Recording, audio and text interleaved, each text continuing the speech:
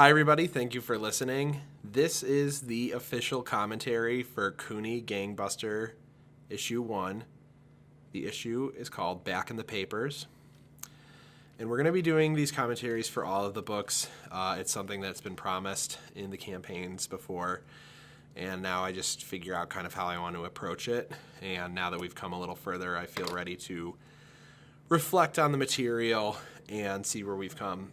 Issue 1, Back in the Papers, was brought to you by Rosemary Dorncott, Rocco Pozzatello, David Luton, Julia Norton, Kevin Dorncott, David Hastings, Eric Shear, Justin Wegar, Kathy Reisner, Mary Long, Jeff Rzepka, Jeremy Wong, Austin Cutler, Diane Sewell, Danielle Coombs, Mallory Long, Nick Brown, Melinda Whitaker, Connor Howard, Kristen Duran, Leanne Pratt, Ryan Kerber, Dustin Lee, Aaron Frank, Creighton Gibbons, Pablo Arrieta, Dan Reisner, Brittany Fichter, Susie Rowe, Emerson Emser, Brittany Reese, Kyle Senish, Dylan West, and of course Matt Brenner. So thank you to all, I believe 33 people who contributed to the first issue. And many more have seen it, since. And like I said, this is the commentary, and we're going to go page for page. The pages will not be shown in the video to encourage sales of the book. You can pick it up at a number of local comic book locations. You can order it by contacting me directly, or you can check out Comixology.com, where you can find Cooney and its subsequent issues. So on the opening page, we have a cool cinematic view of the Terminal Tower in Cleveland, as done by Gemma Moody, my talented illustrator and letterer. And just so you guys know, Gemma does everything in this book, front to back. She does the covers, the colors, the lettering. She does the pencils, the inks. She does all of that, and she is worth every penny, if not more. And that's kind of a big reason why it takes so long, because a professional comic book might take a team of 3 to 5 or 6 people, for all I know, to pump these things out. Typically, one person just does each one of those roles. So it's awesome that we have had this repertoire to just work on it the whole way. So on the first page, we have this opening kind of cinematic look of Tunrigi, Ireland. And I always had a clear idea in my head that this would be the opening of the book, just something contemplative and moderate, and in a way kind of a look back for my great-grandfather, Martin Cooney, on his life, because, now in hindsight we know all these accomplishments he's had, and he's truly come a very long way, about 4,000 miles from the coast of southwest Ireland to the shores of Ellis Island. And one thing that's interesting is this was early May 1915. And for those who don't know, I actually just recently found this out, that a week before he set sail for America, the Lusitania was sunk off the coast of southwest Ireland, which is kind of a frightening thing, because this is World War I, and German U-boats were sinking merchant ships and commercial liners. And, this is just proof that history can go any which way. So we have some shots here of the beautiful scenery in Ireland, where my extended family still lives. They've had a farm for over 100 years, where I believe they raise sheep. And I would love to get more information on that as time goes on. On page 2 here, one thing that's pretty cool that we included, and it's kind of a recurring theme, is the use of his boarding ticket onto the boat. That is pretty much an exact match of one of the materials we're lucky to have left behind that my family kept a great record of. And so as the book has gone on, we've been trying harder to find better material to use and to give people a true representation of the things that happened. I did a thing here where they get seasick on the boat, and that was just kind of me putting in some of my own traits, because as I've researched this, I have felt a connection. I felt like I've learned things about the characteristics of these people that may have been passed down to me. And yeah, it's just kind of cool, to try and incorporate things like that into the book. So on the third page here, we have Cooney going to the U.S. Army offices and enlisting for service. This is how he presumably got his citizenship to stay in America. He worked in the military, and the letter he gets for the terms of service here, it is all accurate to what was in the book, though it's not an exact reproduction quite the way the boarding ticket was. But I like the way we use the next page. Even though it's only 3 panels, it really shows the character development and just what's to come, because he's at Camp Sherman, Ohio, 1919, and he's promoted from a corporal to a sergeant, and it just shows how he had this natural ability to rise through the ranks, follow orders, and just kind of do what was expected of him, and he seems to me like a natural leader. And I also really appreciate Gemma's ability to maintain the character of his face, but through many different ages. I mean, we've done him as a teenager, we've done him as just a middle-aged man, and we've also done images of him when he's at closer to the end of his career. And Gemma has consistently held on to those details of his face, but been able to keep you familiar that is him, that is the character that is Cooney. On page 4, Cleveland, Ohio, December 22nd, 1922. So a few years later, we have the police lineup, which is taken from a photo that we had available, and Marty has been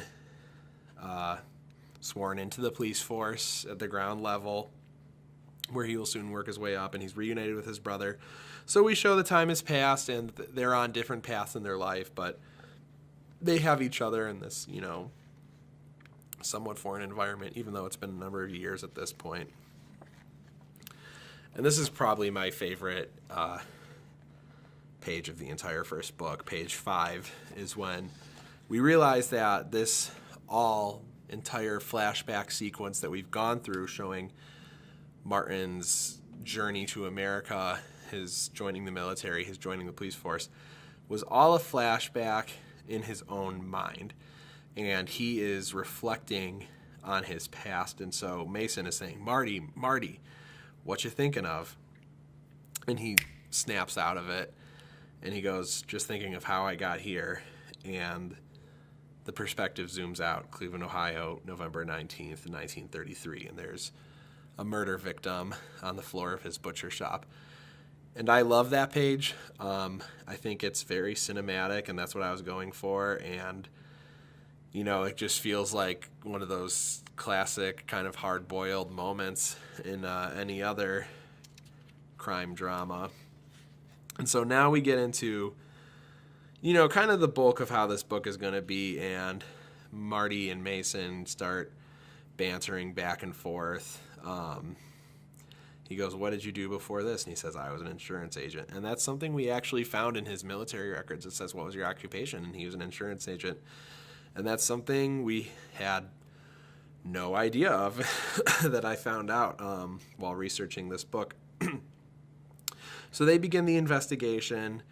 And this was kind of the reason I chose to do this particular scene is because it was one of the first reported crimes that I had found my great-grandfather Martin Cooney's name in.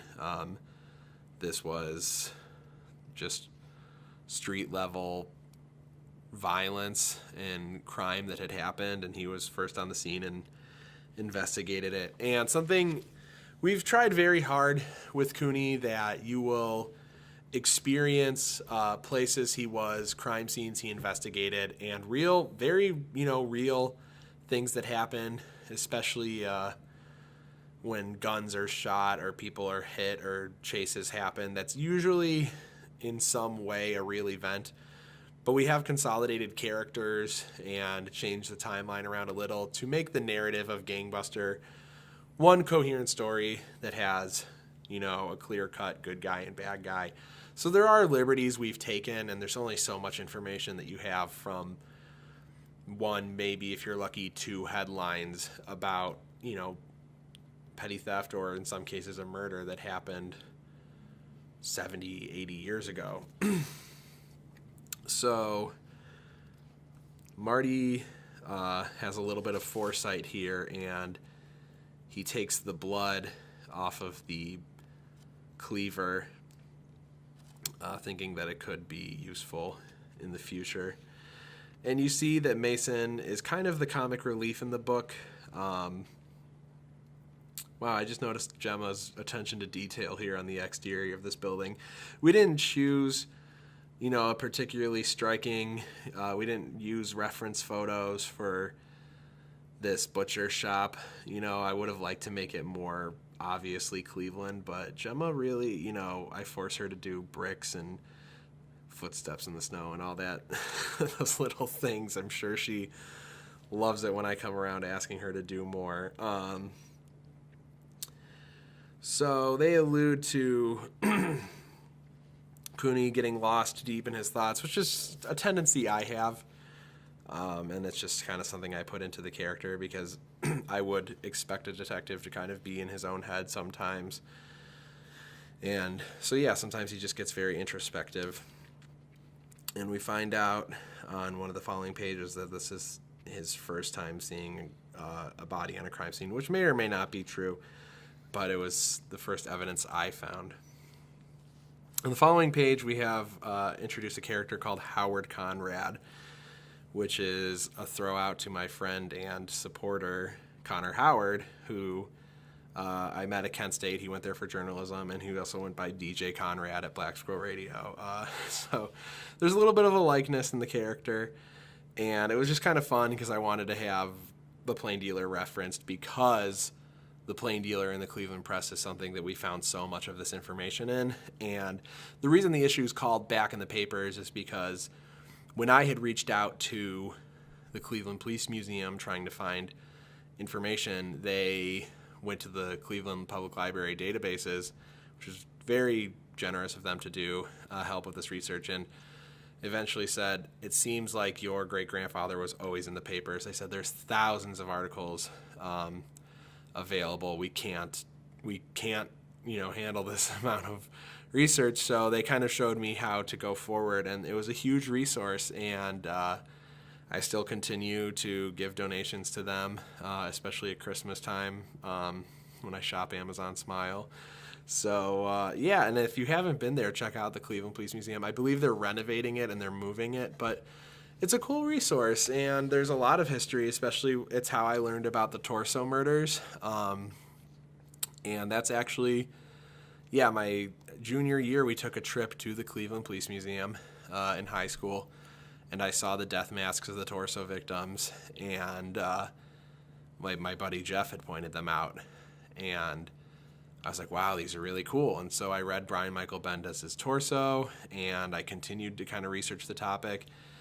And so it was really a big deal for me when I read, the very first newspaper clip out that my great-grandfather collected was about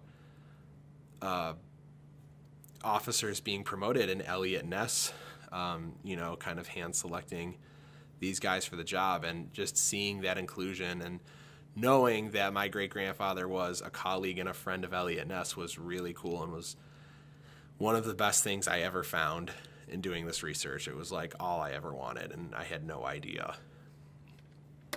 So now we have Cooney and Mason back at the police station, which the central police station is no longer around, or at least it's not in use. They moved it, I believe, in like the 70s.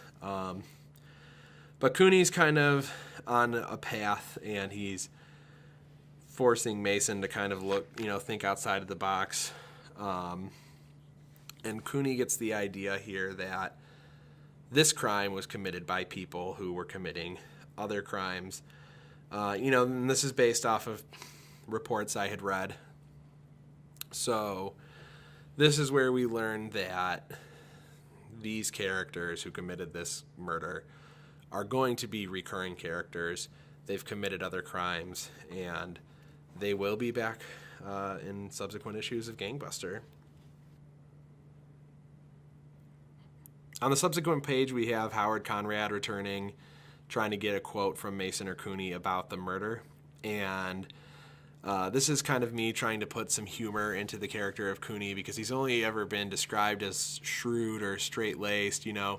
He seems very focused on the job all the time. And so I have him kind of quickly trying to hurry along Conrad while being cooperative. And so he just tells the facts, just strictly the facts, and just says, "Don't you dare misquote me." And, that's just, I think, the way he may have been. The job came first. But I do think he was a reasonable person, and so that's where that came from.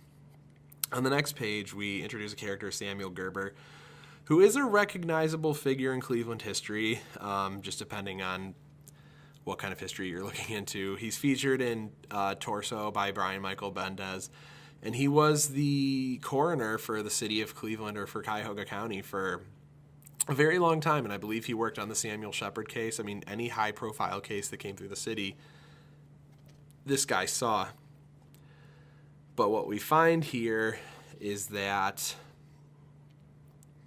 the blood from the cleaver was not that of the victim, but it was of one of the assailants. So it was actually the butcher defending himself. He was not killed by the cleaver. And in this instance, I can't quite remember if the assailants had been attacked by the butcher out of self-defense. But it's something I included in there so that we would have a way to come back to these characters, that they would be recognizable, which we'll see in issue 2.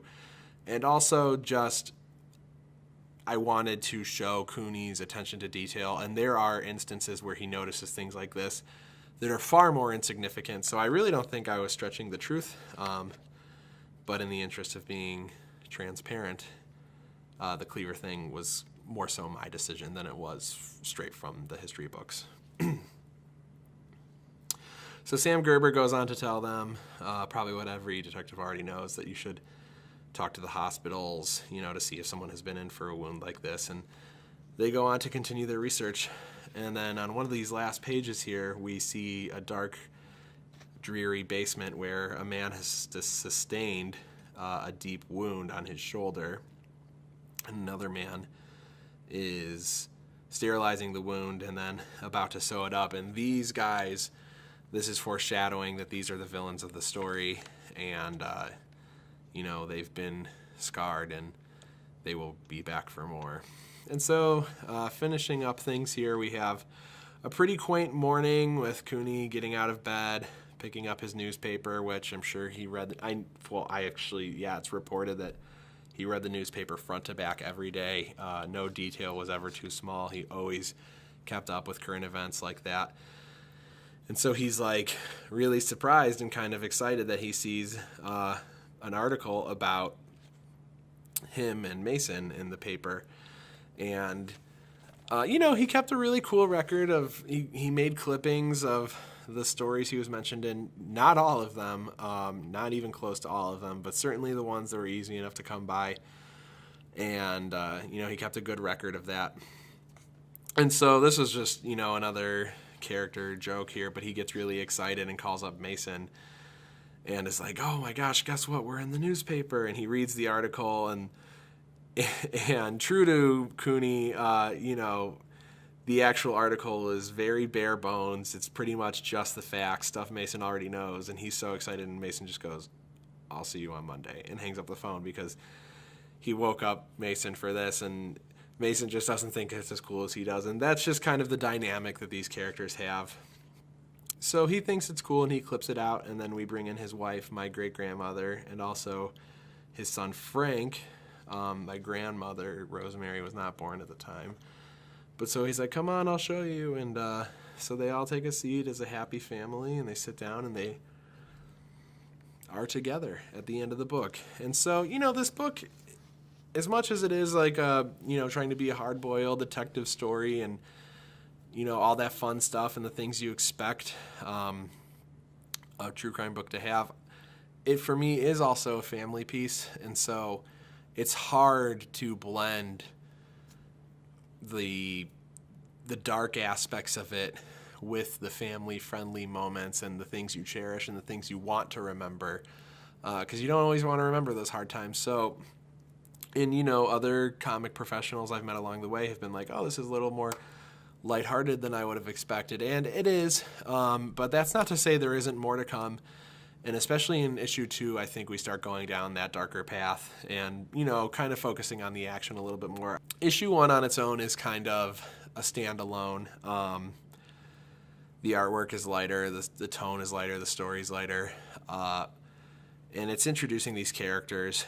But I think it's good, and I was very happy to do it. And, we have little things here in the back introducing the character of Cooney and the person that was Cooney, and we have been trying to honor him and a very esteemed career that may not have been recognized or remembered if we hadn't made this book. So I hope the book is well remembered or regarded, and people just understand that among us are heroes and people who did the right thing just because it was what they believed in. And they don't always wear capes, but so thank you for listening. It was a joy to share this information with you. If you have questions or comments, please ask. Send them to me, put them in the video, anywhere you want. I hope I covered everything to the best of my ability. And thank you for supporting the book. We've done 2 issues of the book now. They've been printed physically. They're available. And we're raising funds for the 3rd issue of the book. And hopefully we will do 6 issues and make 1 complete volume, and it would be a huge tool and an asset for us. And we're just going to keep plugging away. So thank you. Again, any questions, comments, concerns, you can always reach me at robert@family13.com, and keep updated for more on Cooney.